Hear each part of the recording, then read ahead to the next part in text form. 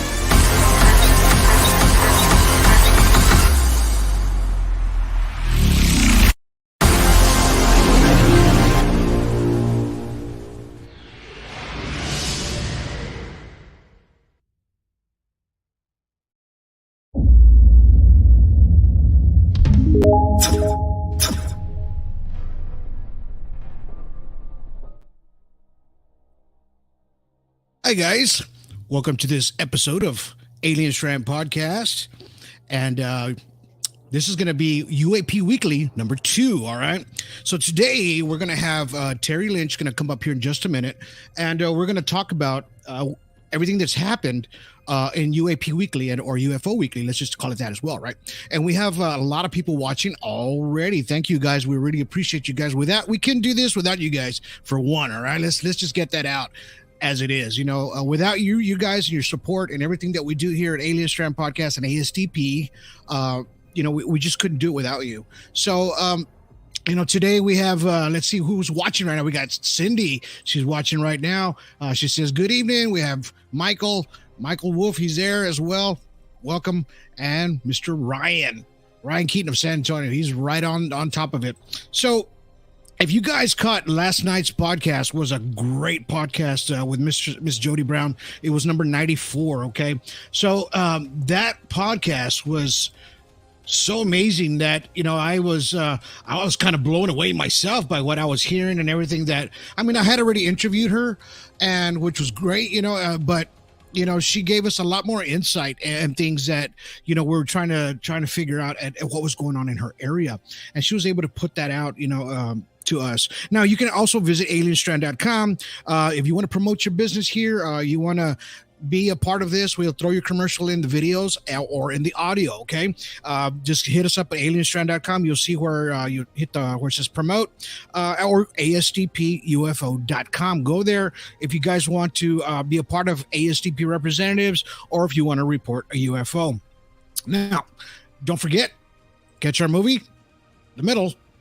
That's out, and it's been out since January of this year. All right, everyone's doing very well, great with the story of Mr. Terry Linch. Appreciate each and one of you guys for watching it. It's on Amazon Prime for like $2.99. Check that out, and don't forget, give us a thumbs up. We are now on 17 platforms. We are live in 5 countries with that movie. Now, if you don't get to see it in your country, go to ledzproduction.com, and you can purchase it there, and then I'll send you the link to the movie, and you can actually see it in your country. All right. We want to be able to get this out to you guys as much as possible. Don't forget, we have the middle 2, CE3. We're putting it in. It's in production still. It's going to take a little while, but we'll get it there to you guys. So I'm still in the editing stage. We still got to go film some more folks.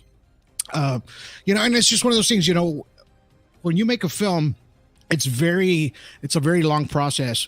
What we're trying to do and try to put together. And my God, it can it can take the hairs out of my head sometimes. You see how I'm almost bald here, because I'm constantly working this and trying to get it out to you guys by this year. So I'm doing this for you guys because I want you to see exactly what these folks went through. Now, don't forget, last night's podcast is now on audio, so you can catch it on iHeartRadio, Spreaker, all those. Ask Alexa, and she'll even throw it out for you, okay?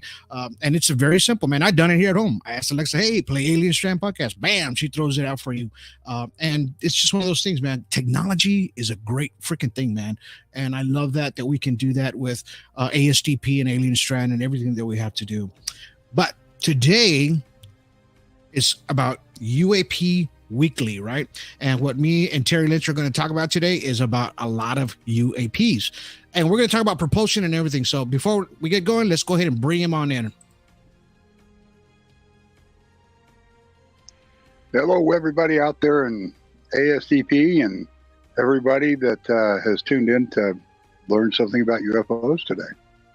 Right on. Exactly. And we hope that people learn about ufology as we're still learning. We learn every day because not every UFO is the same, or UAP. They're just totally different, and it's like, how do we distinguish one from the other, and that's the hardest part to do, when we're trying to figure out. Now, Terry, me and you, we just had a meeting with a representative that wants to be a part of ASDP. We do have actually three. So we're going to have Sue Harrison out of Ohio. We're going to have Michael Spivey out of Wisconsin. We had a meeting with him today.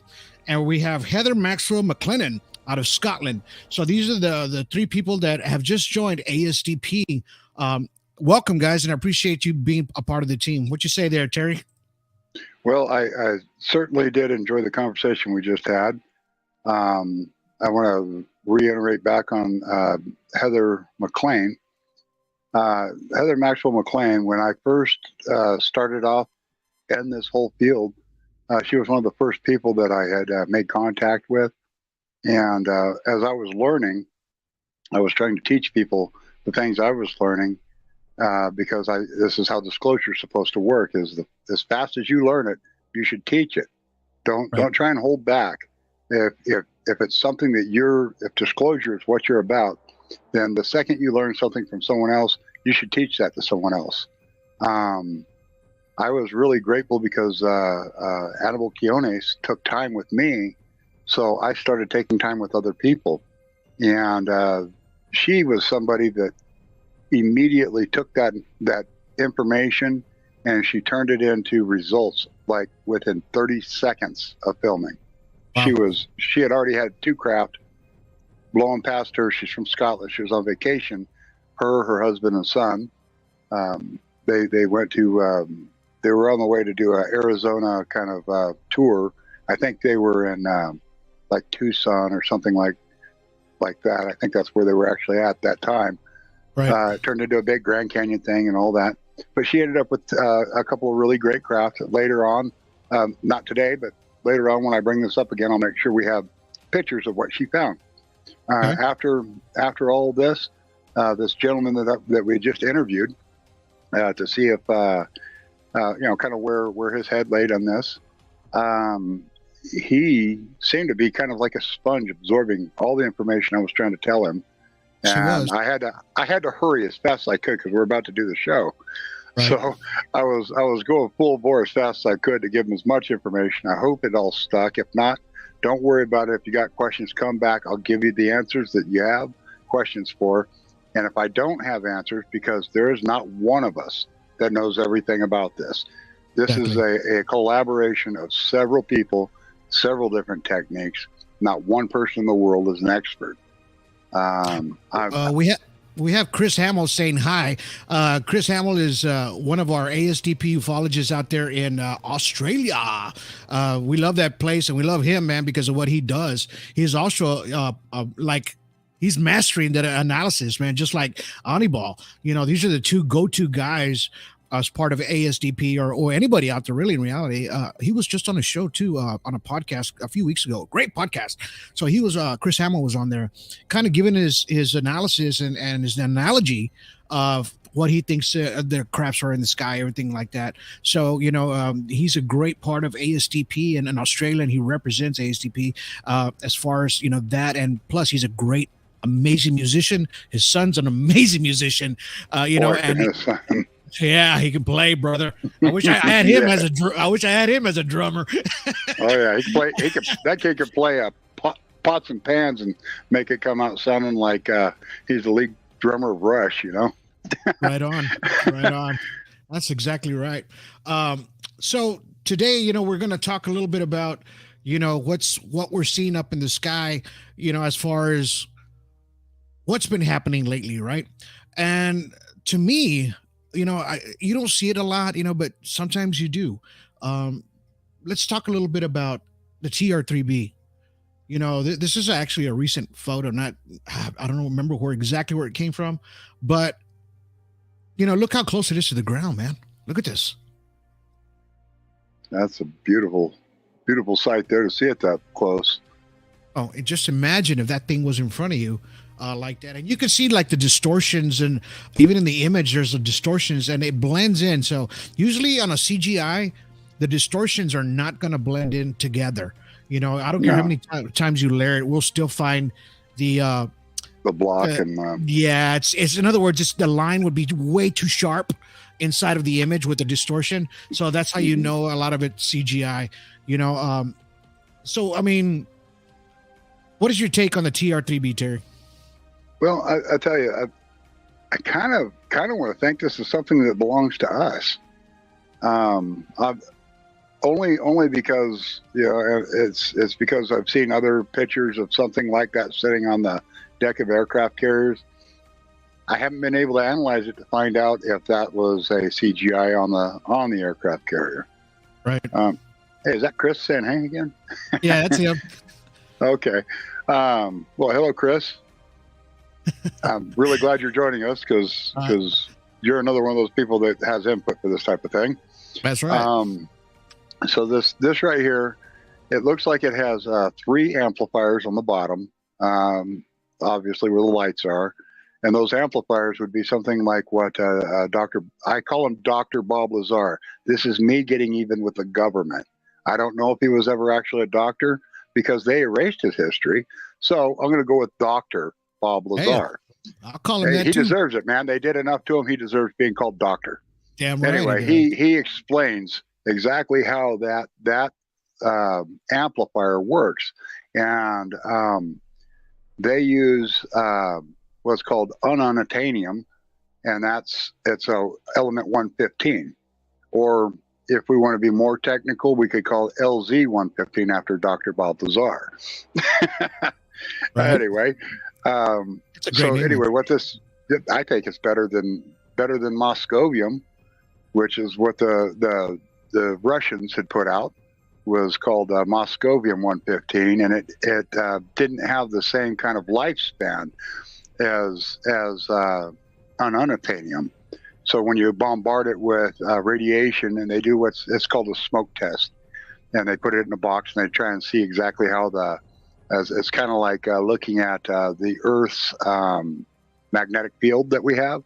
You know how it throws out different, like the flower. They call it, the ancient term is Earth's flower, but it throws out what looks like a flower type thing, and all these electrons and all these things are going out.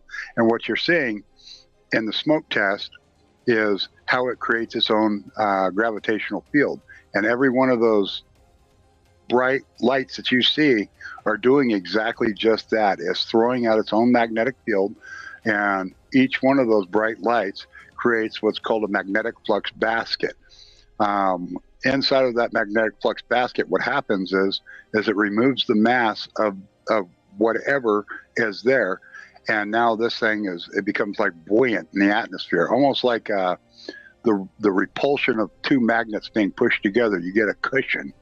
Right. And when you have 3 of these together, it creates a cushion and stabilization. So the TRB3, I would have to say, would probably be our version of a stable craft that runs up and down on magnetic flux tubes from the Earth to ionosphere, and can push off magnetic repulsion. So if you notice, most of the craft are kind of at an angle when they're moving, and they're moving towards the angle that they're tilted. Okay. Right. And so what's happening is they're falling into their own pathway. Yes, sir. Do you think that, I mean, you said that you have strong possibility that it's hours, right? Those possibly could be hours. I mean, look at the photo right there on the bottom left. That looks more like a structured vehicle. The way our actually airplanes kind of look like, you know, the B-1 bomber or whatever. So, I mean, when you look at that, back to Dr. Lazar, as he was working on reverse engineering, we didn't start seeing these things until after he came forward, and let's see, Art Bell and John Lear started making all of this public. I'm grateful that we had people like John Lear and people like Art Bell. These are the guys we're walking in their footsteps right now. We're trying to follow as closely as we can, because those gentlemen were, in their own way, these guys were geniuses in the world of ufology. However, Bob Lazar, he came out and he told us about this stuff, and he showed us this stuff. And again, we didn't start seeing this type of craft until after they started doing the reverse engineering. There is a whole bunch of pyramid-looking craft that are actually like a pyramid, which are similar to what we've got here, which is probably how the TR-3B came to be. But I mean, I don't know if this is us or not. I know, but look at the size of the mass of this thing. I mean, look at the size of the mass over the buildings on the top. I mean, that thing is huge. It's huge, that's man. Big. It's big. I mean, what is gonna fly like that, hover, you know, and blend in with the clouds? You know, like people are actually starting to see these kind of come through the clouds now. We've talked about how hydrogen, the water, the humidity, like we did on the past podcast with Mighty Soul, which she talked about how humid it was inside the crafts. And then when I talked to you about it, you said, you know, that hydrogen has a lot to do with that bubble around the craft, right? So exactly. What if that hydrogen bubble, which is water or mist, whatever you want to call it, H2O, it's making some kind of it makes a distortion around the craft, keeps it within itself, right? Kind of protects it, keeps it cold in the inside, like space-time, right? That's what we talked about. It's like space-time inside this craft. It's kind of like an inertia. It's holding you. If think about being inside of a car and you can flip a coin and the coin doesn't head to the back window and take out the window. Right. It moves. Everything inside the car is moving at the same speed as the car. Now, if you hit the brakes, everything inside the car, poof, will hit the windshield, the dash, all of that. You take off too fast, you go backwards, you know. However, once you find the symbiont spot, that one spot where everything's perfect, which happens easily in a car, an airplane, there's actually things that I've seen as of recent where a guy's he's in an airplane that's doing a roll, okay? And this airplane's, the wings are doing this and it does this turn. Now, while he's doing that, he's taking a soda pop and he's pouring it inside of a glass. Right. Even though he's rolling, it's still pouring into the glass the whole way. It doesn't turn the fluid, nothing. Everything stays. Okay, that's just one example of that. However, the other example I have was the Earth rotation. What happens if the Earth stops rotating? We all die. 700 miles an hour. If it stops like that, we're done. Yeah. Yep. We're done. So we're gonna show a video real quick. Yeah, it's about that time. Let's go ahead and show one video. This one actually came out of Alien Strand Disclosure Project. I believe Paul shared it this morning. I believe the video's from Spain. I'm not sure, but let's go ahead and check this out. And this is what we're talking about right now, the exact conversation we're talking about. So this is going to kind of coincide with what we're talking about. Here we go. So guys, watch this. On March 14th, a person in Salerno, Italy observed 4 dark objects in the sky that were changing direction continuously, seemingly held together by an electromagnetic force. The objects then lit up one by one, resembling flames. Researchers from CUFOM investigated and deemed the video authentic, ruling out the presence of drones or weather balloons. The sighting is considered one of the greatest UFO sightings in recent years. You see that? I did. That's really nice, actually. You can see where there's a little bit of a power source going towards the two craft at the back, and this is a belief of mine. It's called quantum locking.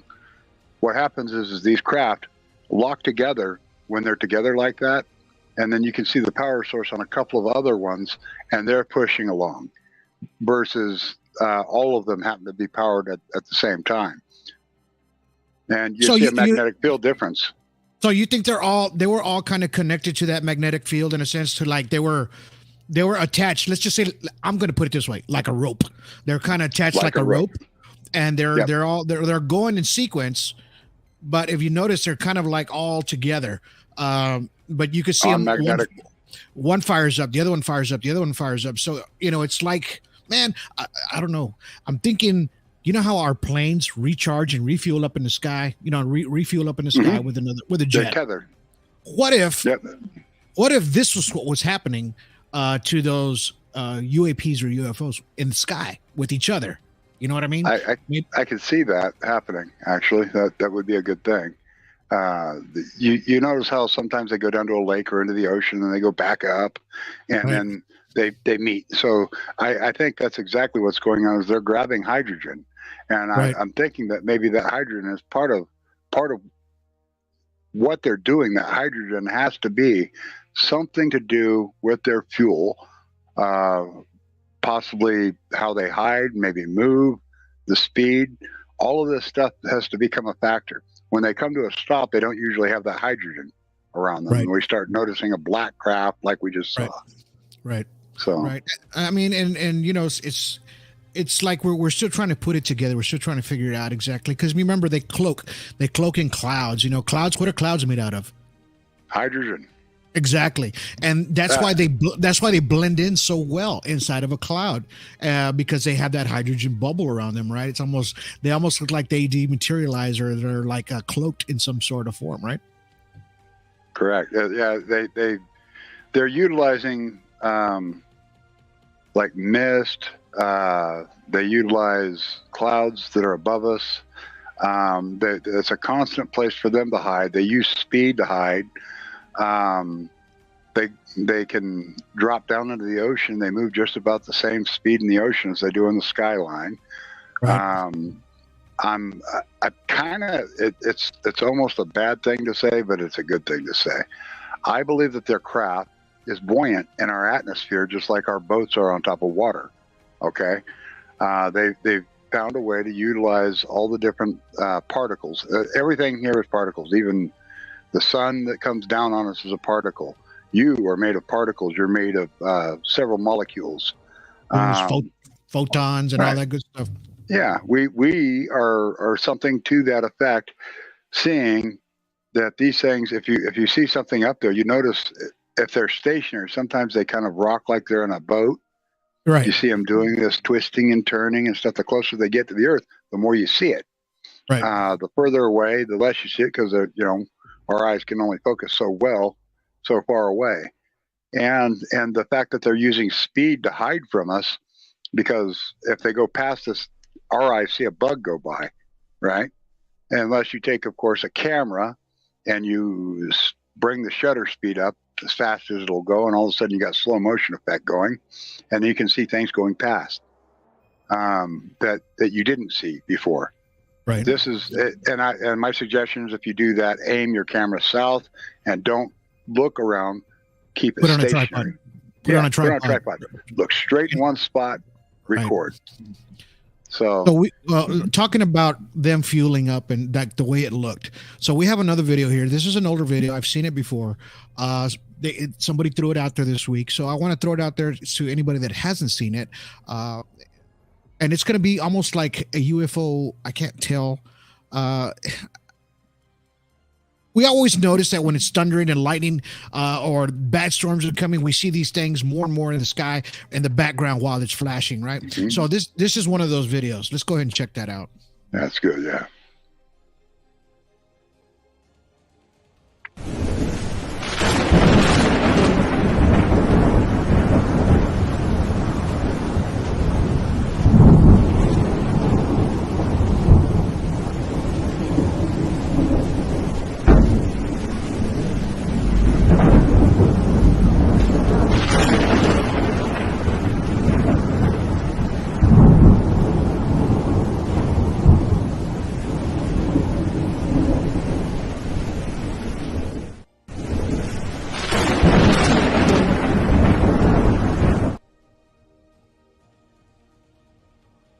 Is that a what the F moment? Yeah, it sure is. It makes you have to think about what's going on every time the lightning's going. Are they charging something up? Because it's moving through. Think of Tesla's the Tesla coil, and Right. you see how it moves from one side and the other side at the same time, and it's trying to stay. They kind of move around, kind of parallel with one another, and I think that's what we were just saying. And I think that might be what Nikolai was trying to tell us, is that when he made this thing that's pulling all the static electricity out of the atmosphere, and you have to be firmly into the Earth itself, Right. to create this. It's not a big secret anymore. A lot of people actually understand how Tesla was talking about grabbing static electricity. I think that because of what we just saw right there, that was how he got his answer. You just hit the nail right on the head with that. That craft was getting its charge from the static out of the sky and the static that's shooting out from the Earth itself. Yep. Yeah, and it's whatever thing's going on there. For us, it would probably destroy whatever craft we got, but their craft is made out of I don't know what. What are they made of? Right. Well, Chris Hamill says, he goes, I believe they charge up from these big electrical storms. He goes, it's like fueling up the craft, right? And we know lightning doesn't strike from top down; it strikes from the bottom up, right? From the ground level straight up. So we always see those, and there's actually they can see these charged particles from space, even above our atmosphere. That these charged particles, can go straight up. They catch them through NASA all the time, man. And yeah, I believe that they're fueling up somehow. And we have another ASDP ufologist. Her name's Shannon. And when I was out there filming a lot of these places, she goes, you know what I'm starting to notice when you're out there, that you're around a couple of nuclear facilities that are around the area where these people are catching these crafts.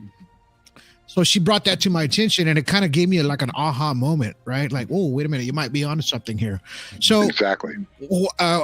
If they're going around these nuclear plants or facilities, or I don't know how many we have already, but why not charge from that, plutonium or whatever they're trying to get from the air, or I'm sure that thing gives off some kind of EMF around it. You know what I mean? It's almost like our 5G towers that pull off this energy that.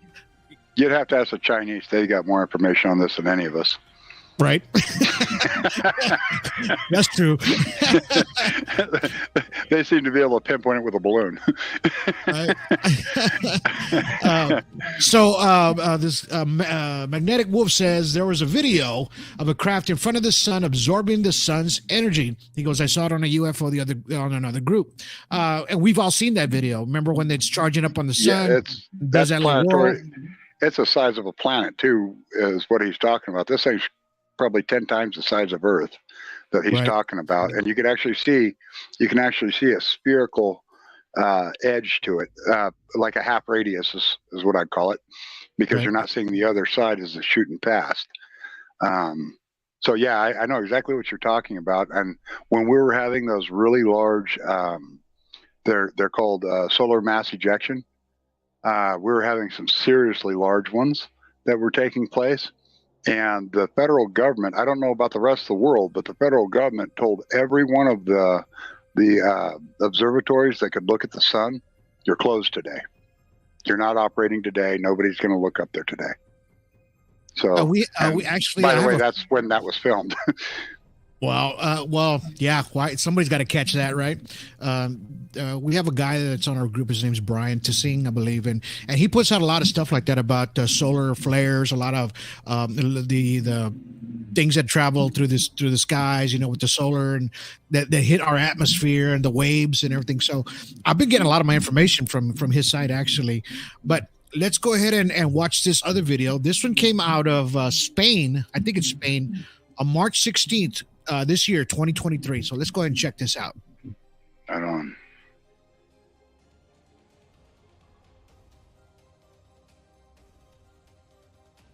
Oh, wow.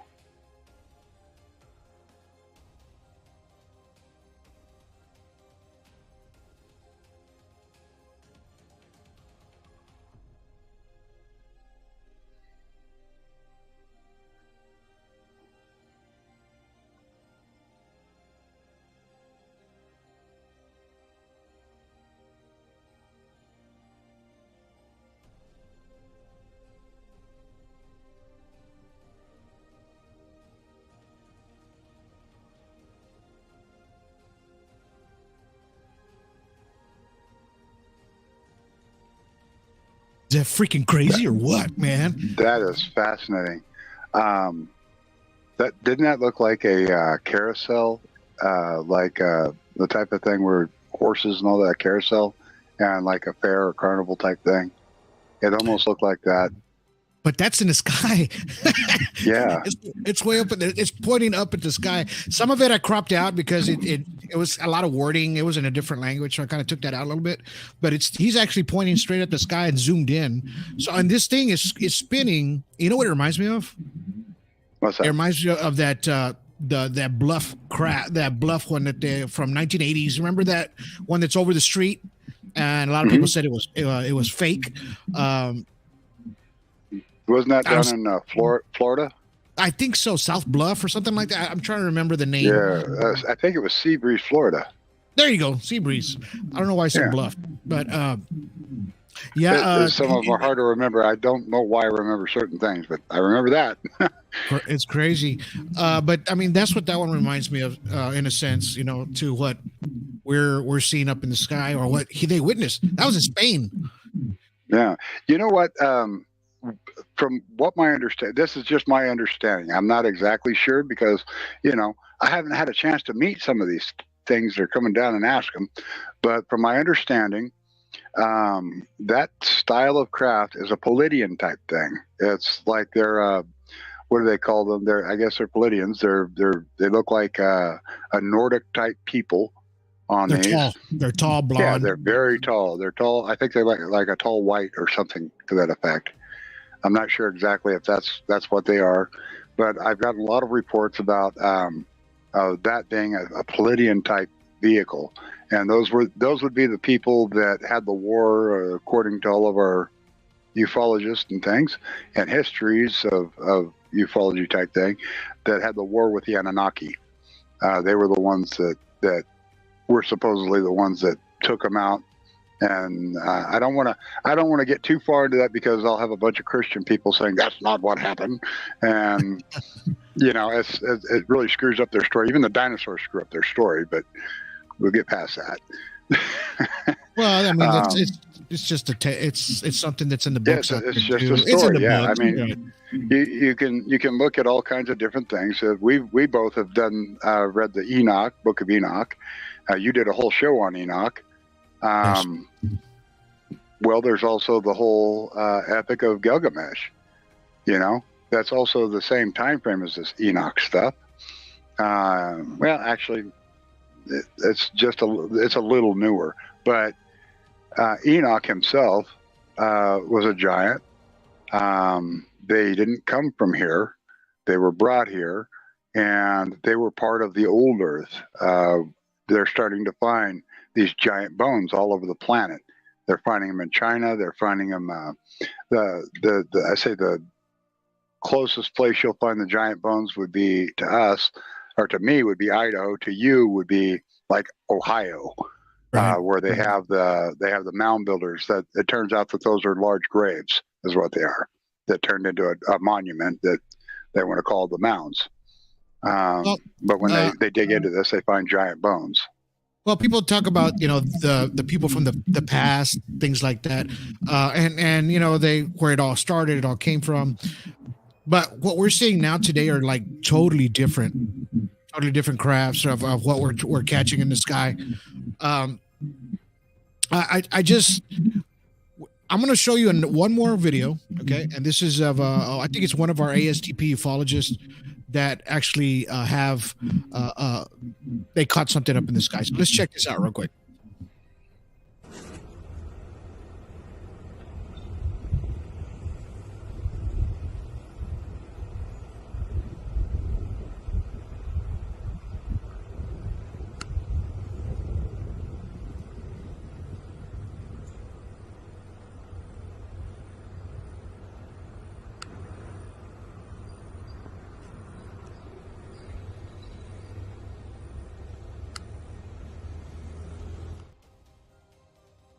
Okay, now I remember where this came from. Okay, so are you hearing some kind of feedback, or is it me? I'm sorry. I'm not hearing any feedback. Okay, it's probably me. So that video came from a gentleman out there in the Indian Ocean, Remember, he's the one. I mean, yes, the Indian Ocean. He's the one that He was on an island. Yes, on an island, and he was catching those videos. He says he's got over 100 of them. That's wonderful. He's actually linked in. That guy, obviously, he's got a link. I like to call it the third eye. When you start seeing these things, your mind starts to expand. You become awoke. Okay, not woke, awoken. I don't want people to mix those two up. This is you and your inner eye opening up your mind. We have inside of our head. We have a there's a gland inside of our head that helps us with seeing these things, seeing things that you don't normally see. We activate this by seeing these things, and after a while, after seeing them several times, you can almost go outside and look up at the sky. Close your eyes for a minute. You don't have to look. Just close your eyes for a minute and concentrate on what you want to see, and then tell them, "Okay, I've already seen you. You've shown yourself to me before." You can say it out loud. You can say it in your head. You can do whatever you want, but then wait a few minutes and watch what happens next. Okay, you have to see him first. If you don't see him first, it's not going to kick in. That's true. So we have this. The pineal gland. That's what I was trying to remember. Yeah, I was just gonna say that. So when we talked about the new ufologists coming into ASDP, right, and we welcome them, but a lot of them are just starting off still. As far as they're trying to understand how ufology works, how your camera catches these images, how we're able to distinguish a UFO from an airplane or anything like that, because we have to use all these apps now, which help, man. They're actually a part of our tools, right? If we didn't have I believe they gave this to us so we would be able to see them. The technology, we wouldn't have this technology, I believe, if we hadn't had some kind of contact. Think about the last 200 years of this world, where we've gone. We went from horse and buggy to horse and buggy from way back, and now we got horse and buggy to stealth fighter. How many years were we horse and buggy before we had stealth fighter from horse and buggy? You know? We obviously. Somebody was kind of correcting us. There's a penile gland. So I was kind of thinking about that, but I was thinking, is that a bad word? No, it's only in prison. Only in prison, right? So let's talk about how we break these down. Okay, so somebody sent me a picture of a UFO and or a Tic Tac, and I was able to break it down for them using this app called Pixlr. And the picture is the original is the one at the very top right. Top left, I'm sorry. So if you look at that, that's the original photo. And then what I do is I crop them out right when I get up close to them, because it's going to be the picture on the right. And then I start using all the techniques that are inside that app to break it down. And see how you can see the electronic magnetics field around this craft, and then all the distortions around this craft. So that way you know exactly what you're looking at. So, I mean, is this what you use, Terry? I mean, this is what I know a lot of us use to break it down. Yeah, I use Pixlr. I use Pixlr for all of my steel frame stuff.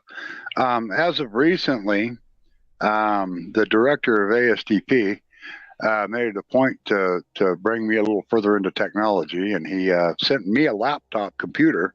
So very soon I'm going to be doing video filtration as well as my regular using Pixlr to do different things. And I've been using Pixlr ever since Anil Quiones recommended it to me, and I haven't switched because it really brings things out. You can take a photograph of something that's up in the sky. You can see clear sky, just a clear sky. Depending on what picture you're looking at, it'll look like it's a clear sky, and then you drop it into the negative. It's one of the filters on Pixlr, and all of a sudden you start seeing all these things that you didn't realize were sitting there. Photography. Give me a second. This is a P500 Nikon. Okay, very simple, very basic. You can usually find this camera. Sorry, let me turn that Nikon up because I am Nikon, so everybody knows I'm Nikon. Did you hear that, Nikon? I'm Nikon. Okay, you take this camera and you can take a picture. You take pictures of things, and what this does is it stops time. Okay, whatever was in front of it is now trapped. You just caught it because you just took a picture. Now you take that picture and then you run it through Pixlr and you put the negative on. And when you put the negative on, you see the things that you didn't see with your eyes. Because it removes all the stuff, and you end up with what is very similar to your first two pictures on the lower end. That's through Pixlr. That looks like the cartoon version, isn't it? Where you're breaking things down through the cartooning. Yeah. They have like once you start scrolling through, it's there's a cartoon version, but it works great. Look, it broke it down really nice. And it looks to me like on the end there, it's a contrast at the end.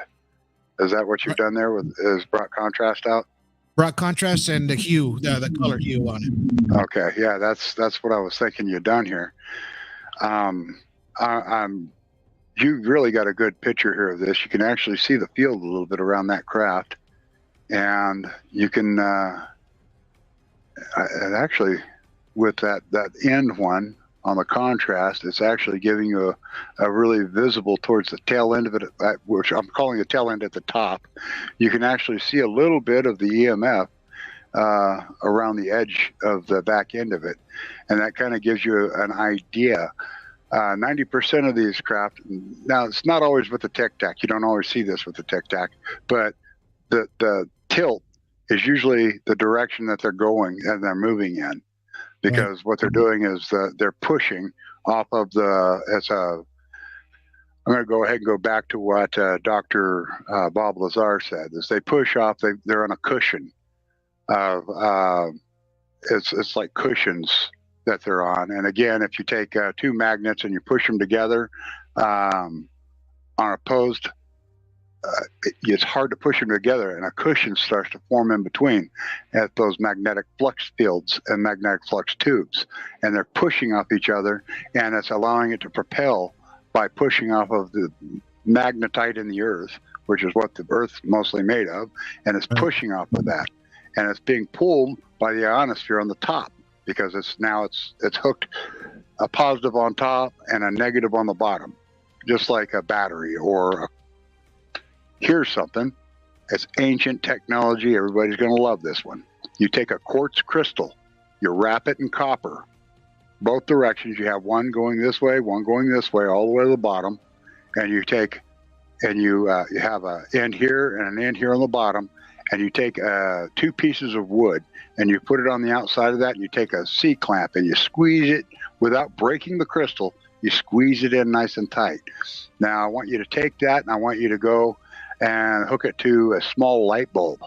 Okay, you got the outer portion and then you got the bottom portion, and what happens is it's free energy. It's free energy. This is ancient technology.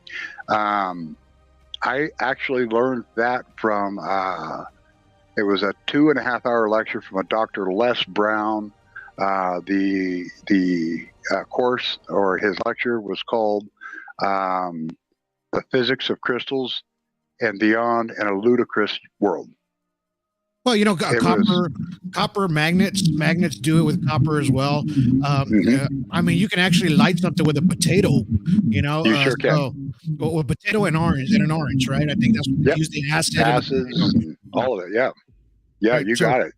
So the science has been there since the beginning of when we started this, right? I mean, the Mayans, the Egyptians, everything like that, they studied this stuff way before, a long time ago, and they actually put it together to where, oh, wow, we're getting some kind of electricity out of this, or, I mean, I don't know if they had a light bulb back then. I mean, who knows? Yeah, they did. Actually, they how they did that, oddly enough, I know the answer to that. That's weird. They would take, if you've seen any of the ancient Egyptian pictures, it looks like they got this giant light bulb that's being held by giant hands, right? Yeah, yeah. Well, how that actually works, and this was also one of the things that Dr. Brown had done, is he's one of the few people in the world that built his own pyramid. Okay, and that was also his laboratory. And what he did was he thought, well, I know certain things about the world.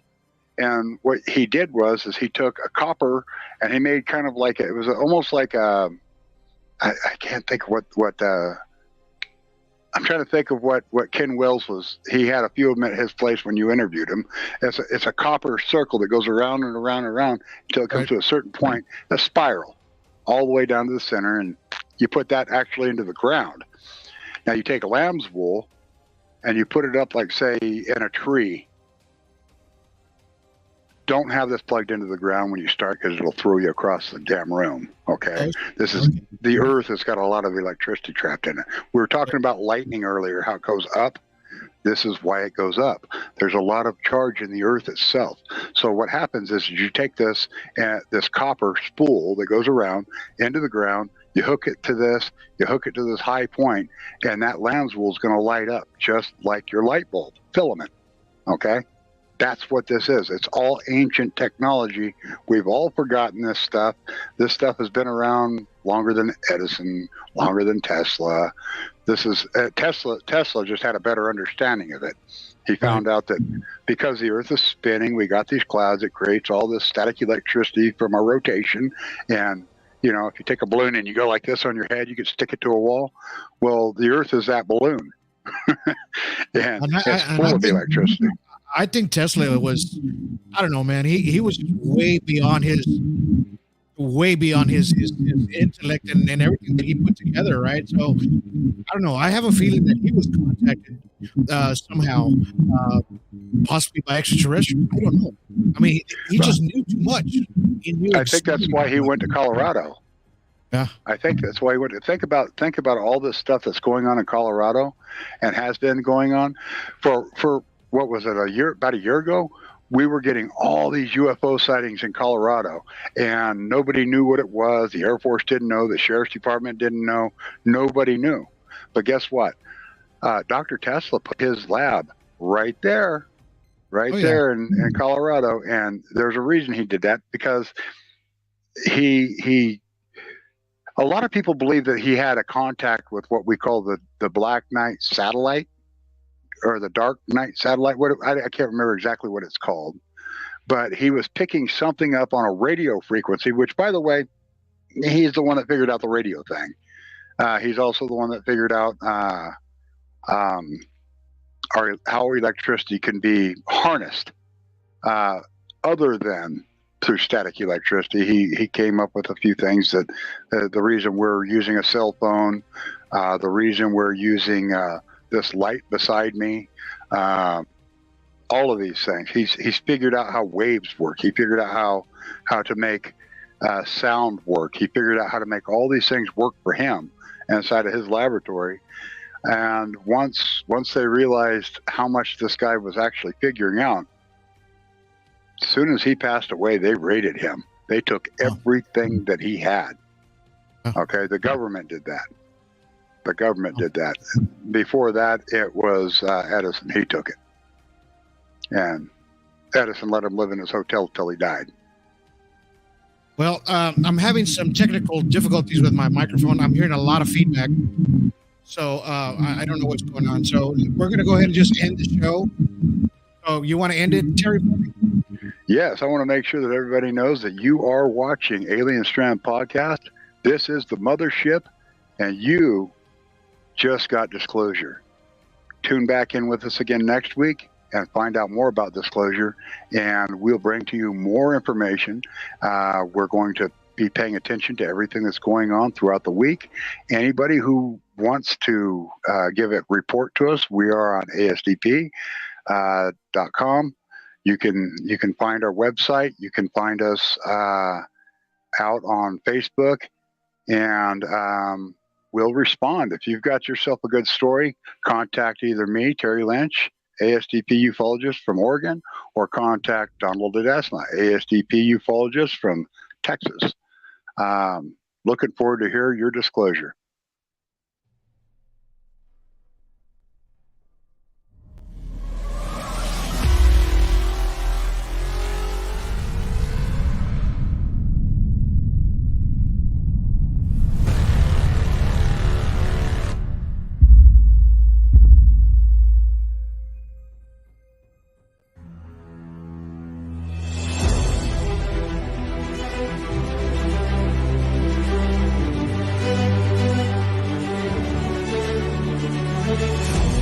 Hi, this is ASDP Ufologist Jody Brown from Arizona, and you are watching Alien Strand Podcast with host Donald Ledesma.